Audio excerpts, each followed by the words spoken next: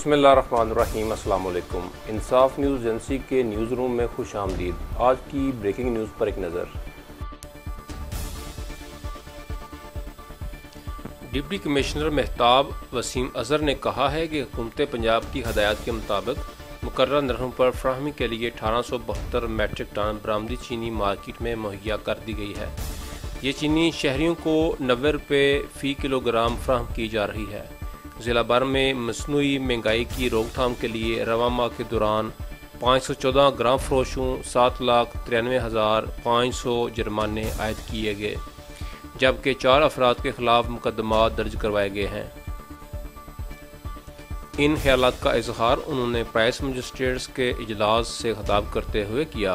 Additional deputy commissioners افضل حیات تارڑ، ظہیر لیاقت، assistant commissioners Faisal عباس مانگٹ، خالد عباس سیال، احسن ممتاز، وقار حسین Khan, D O industries محمد وسیم اور دیگر پرائس مجسٹریٹس افسران اجلاس میں موجود تھے۔ ڈپٹی کمشنر مہتاب وسیم اظہر نے کہا کہ ضلع میں چینی 90 روپے فی کلو گرام فروخت ہو رہی ہے۔ مارکیٹ میں چینی ڈیمانڈ کے مطابق فراہم کی جا رہی ہے۔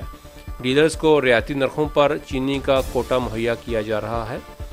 حکومت پنجاب نے ضلع گجرات میں امپورٹڈ چینی کا کوٹا 2818 میٹرک ٹن مقرر کیا ہے۔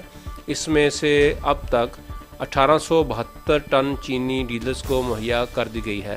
انہوں نے بتایا کہ رواں ماہ کے دوران گرام فروشوں کے مرتکب 514 افراد کے خلاف 9,93,500 روپے جرمانے عائد کیے گئے، جبکہ 4 افراد کے خلاف مقدمات درج کروائے گئے ہیں۔